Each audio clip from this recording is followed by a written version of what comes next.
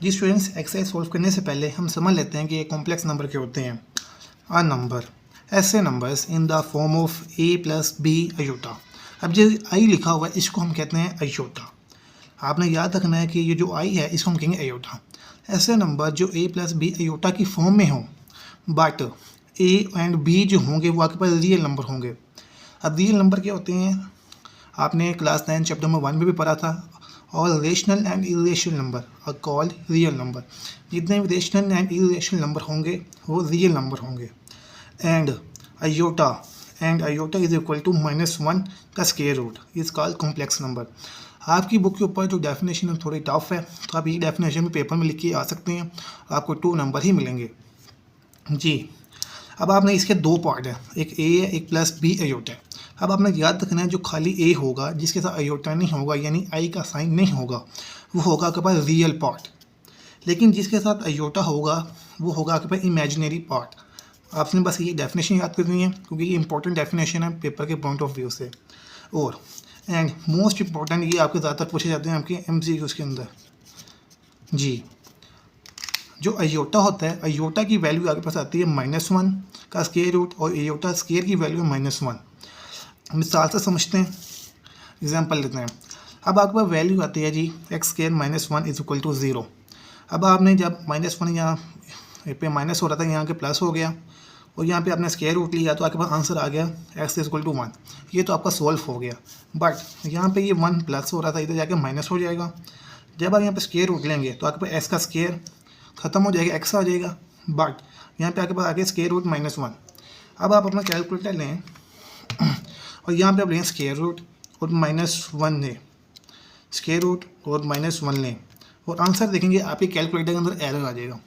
यानी इस तरह के नंबर्स को सॉल्व करने के लिए, इस तरह के जो नंबर होते हैं उनको हम कहते हैं कॉम्प्लेक्स नंबर। इन नंबर को सॉल्व करने के लिए हमें अयोटा की ज़रूरत पड़ी, एक नई टर्म जिसको हम कहते हैं अयोटा की ज़रूरत पड़ी।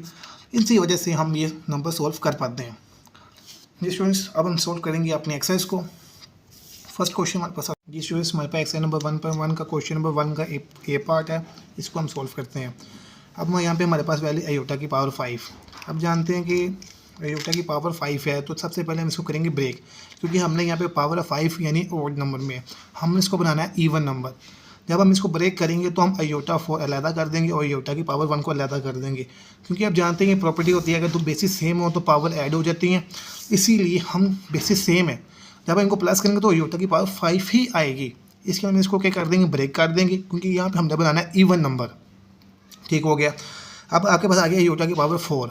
लेकिन अब जानते हैं कि हमें अयोटा स्क्वायर की वैल्यू पता है, लेकिन क्योंकि हमें अयोटा 4 की पावर की वैल्यू नहीं पता, तो हमने यहाँ पे इस 4 को बनाना है स्क्वायर।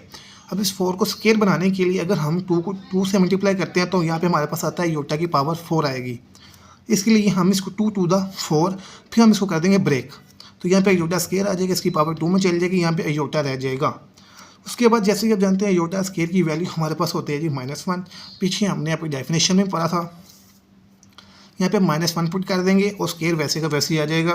और आप जानते हैं कि अगर बीच में अंदर वैल्यू माइनस में है लेकिन पावर इवन है तो आंसर हमारे पास हमेशा पॉजिटिव ही आएगा, यानी प्लस में आएगा, नेगेटिव नहीं आएगा जी।